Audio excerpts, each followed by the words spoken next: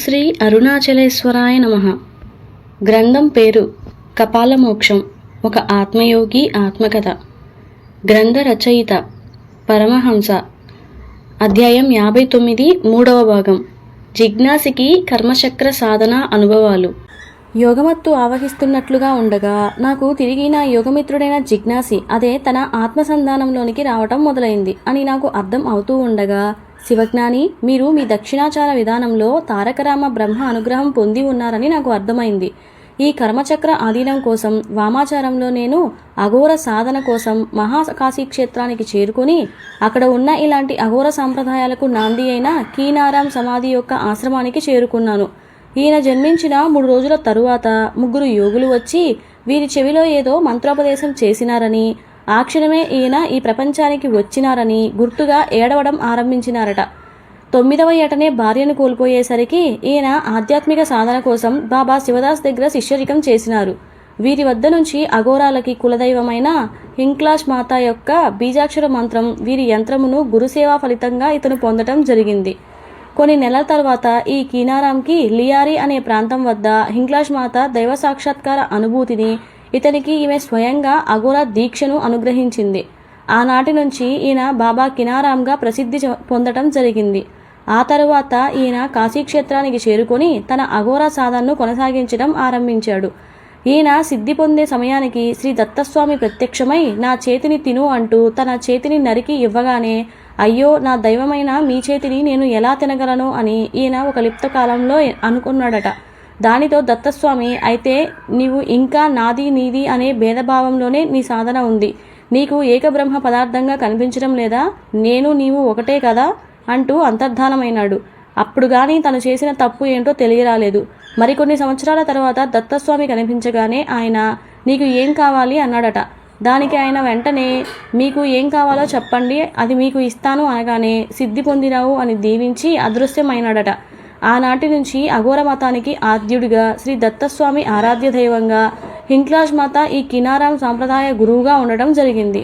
వివిధ రకాల ఈతి బాధలతో బాధపడేవారిని, రోగాలతో వ్యాధులతో బాధపడేవారిని తన శక్తిపాతంతో వారి కర్మదోషాలను తొలగించి వారి బాధల నుంచి, రోగాల నుంచి విముక్తి కలిగించారు.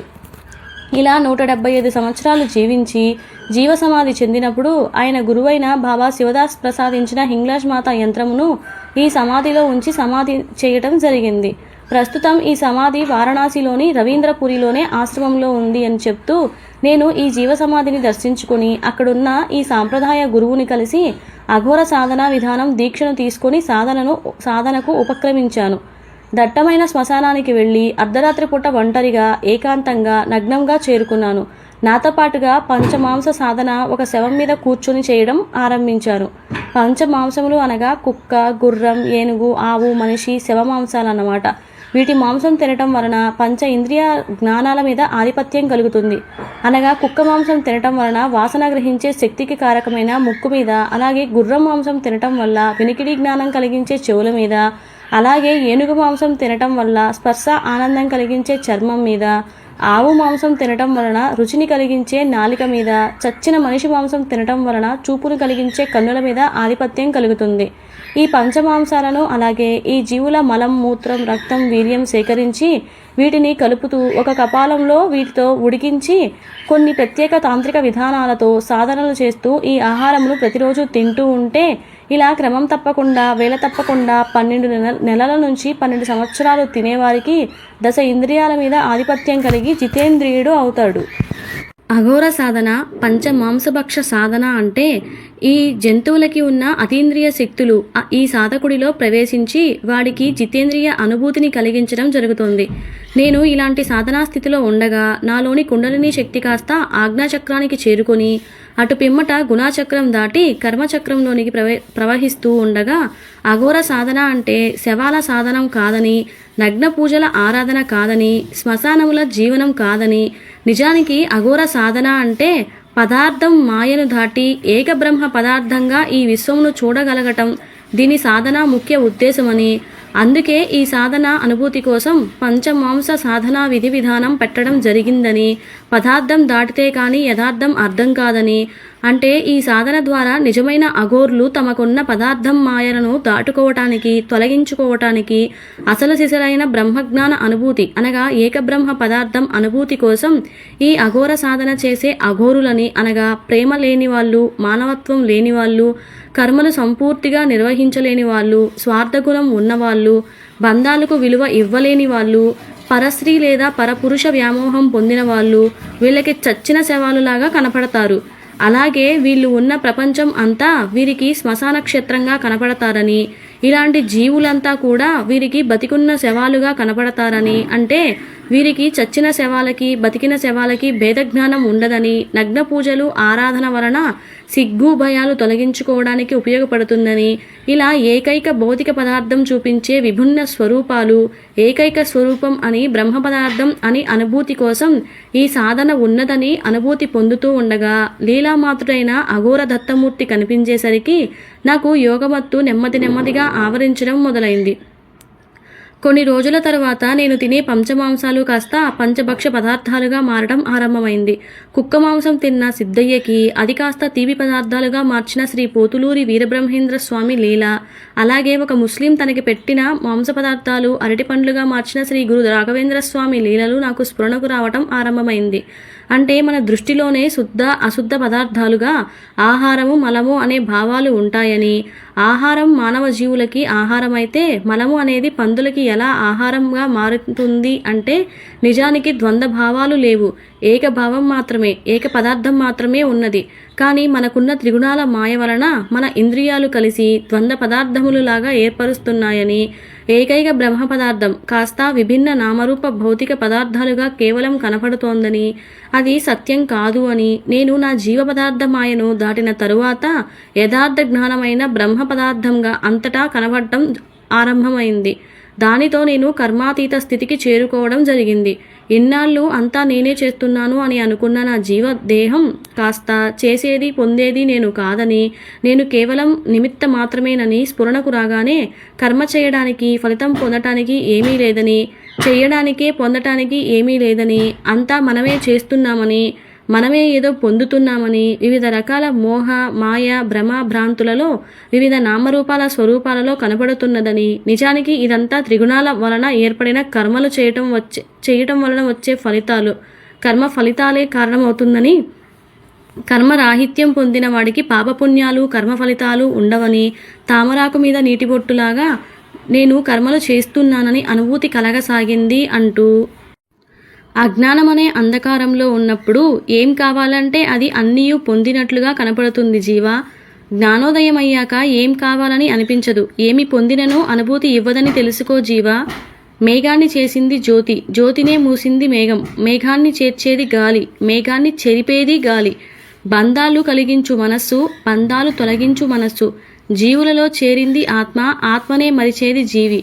మారేది మానవుడు, మారనిది మాధవుడని తెలుసుకో అంటూ జిజ్ఞాసి తన స్థిర జిజ్ఞాసం వలన కలిగిన సహజ సిద్ధ జ్ఞాన అనుభూతిని అనర్గళంగా చెబుతూ నా టెలిపతి నుంచి తప్పుకున్నాడు. తారకరామ నామనాదం. నేను ఈ చక్ర సాధనా స్థితి తీవ్ర ధ్యాన స్థితిలో ఉండగా నా బొడ్డు ప్రాంతం నుంచి రా అనే శబ్దం వినటం ఆరంభమైంది. ఓంకారనాదానికి లాగా రా అనే ఈ శబ్దం వినపడుతుందని నాకు అర్థమైంది. నేను ధ్యానానికి కూర్చున్న ప్రతిసారి ఈ శబ్దనాదం మాత్రమే వినపడడం నాకు ఆశ్చర్యం వేసేది. ఇలా కొన్ని వారాలు వినిపించాయి. ఆ తర్వాత నా ఆజ్ఞాచక్రంలో ఉన్న త్రికోణం మధ్య బిందువు నుంచి మా అనే శబ్దం రావటం మొదలైంది. ఇప్పుడు ఒక శబ్దనాదమే వినపడడం సాగింది. ఇది ఎందుకు వినపడుతుందో అర్థమవక తికమక పడుతుంటే నా మనోనేత్రం నందు కాశీక్షేత్రం, గంగానది తరచుగా కనపడసాగాయి. దానితో నేను మా శ్రీమతి దీక్షాదేవితో కలిసి 3వసారి కాశీక్షేత్రం యాత్రకు వెళ్ళటం జరిగింది. అక్కడ 41 రోజుల పాటు కార్తీక మాసంలో ఉండవలసి వచ్చింది. ఇలాంటి సమయంలో మేము శ్రీ త్రైలింగస్వామి మఠమునకు వెళ్ళి ధ్యానం చేసుకుని తిరిగి మధ్యాహ్న సమయానికి స్నానానికని మణికర్ణిక ఘాట్కి చేరుకోవడం జరిగింది. ఈ సమయంలో ఒక 80 సంవత్సరాల వయసు ఉన్న ఒక ముసలాయన తెల్లని గడ్డంతో తెల్లని జుట్టుతో జటాజూటం ఉన్న మహాశివుడిలాగా ఉండి ఎవరికో దహన కార్యక్రమం విధానం చేస్తుండగా ఈ దృశ్యం చూసి నాకు ఏదో తెలియని ఉత్తేజం కలిగి నా మనోనేత్రం ముందు ఒక మహత్తరమైన మనోహర దృశ్యమాలిక కనపడసాగింది.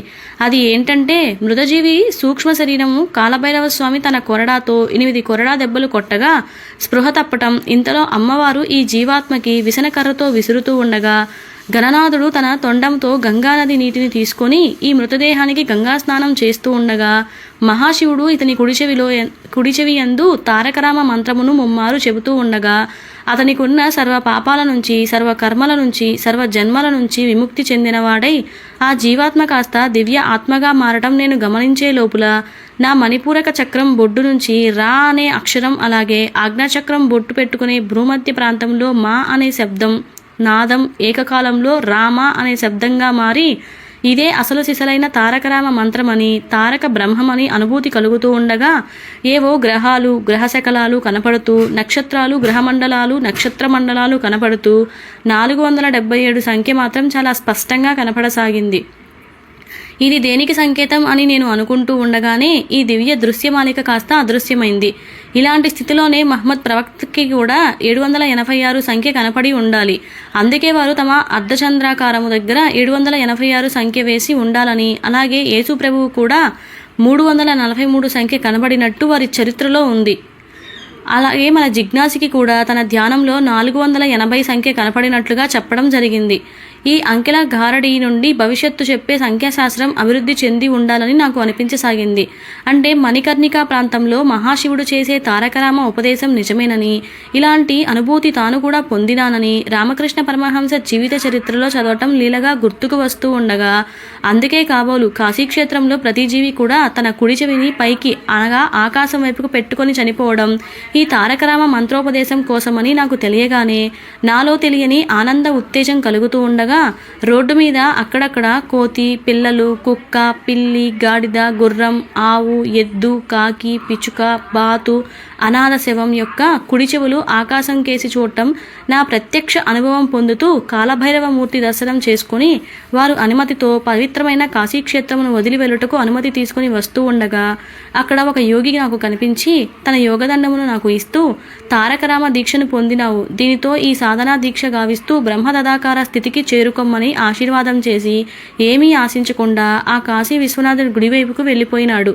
ఇంతలో అక్కడున్న కొంతమంది నా దగ్గరికి వచ్చి, స్వామి మీరు చాలా అదృష్టవంతులు, ఆయన ఎవరో కాదు, ప్రతిరోజు మన విశ్వనాథ లింగమునకు సప్త ఋషి హారతిని ఇచ్చేవారిలో ఈయన ఒకరు, వీళ్ళు ఎవరితో మాట్లాడరు, ఎవరిని చూడరు, అలాంటి ఆయనే మీకు స్వయంగా తన యోగదండం ఇచ్చినారు అంటే మీరు నిజంగానే కారణజన్ములై ఉంటారు అంటూ వీళ్ళంతా నా కాళ్ళ మీద పడి నమస్కారాలు చేస్తుంటే నేను వీటిని స్వీకరించకుండా ఆ కాశీ విశ్వనాథుడికే సమర్పించడం జరిగింది. ఆ తర్వాత కొన్ని రోజులకి మా ప్రాంతానికి చేరుకోవడము జరిగింది. ఇంకా ఎందుకు ఆలస్యం, ఇప్పుడు నాతో పాటుగా చేపలు తినటానికి ముందుగా బయలుదేరండి. స్వాములు శుభం భూయాత్.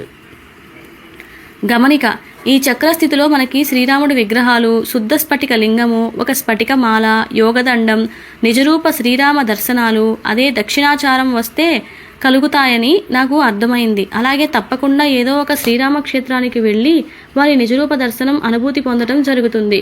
అలాగే నేను కోల్పోయిన స్ఫటికలింగం తిరిగి నా సాధనా శక్తి కాస్త బ్రహ్మరంధ్రానికి చేరుకున్నప్పుడు ఋషికేశ క్షేత్రం నుంచి రావడం జరిగింది. అంటే దానితో నాకున్న స్థూల శరీర 48 లక్షల కర్మలు అది కూడా కర్మశేషం లేకుండా పూర్తి అయినాయని నాకు జ్ఞానస్ఫురణ అయ్యింది. అలాగే ఈ చక్రస్థితి యందు లాహిరి మహాశయుడికి త్రికర్మల ప్రతీక అయిన శ్రీ రామబాణ దర్శనం అయినట్లుగా వారి పురాణ పురుష యోగిరాజా శ్రీ శ్యామాచరణ లాహిరి గ్రంథ అనుభవాలలో చెప్పడం జరిగింది. ఒకవేళ శ్రీరాముడు లేదా శ్రీ దత్తాత్రేయ స్వామి కాస్త ఒక ముస్లిమాన్ రూపంలో దర్శనమిచ్చినాడేమో, ఎవరికి ఎరుక.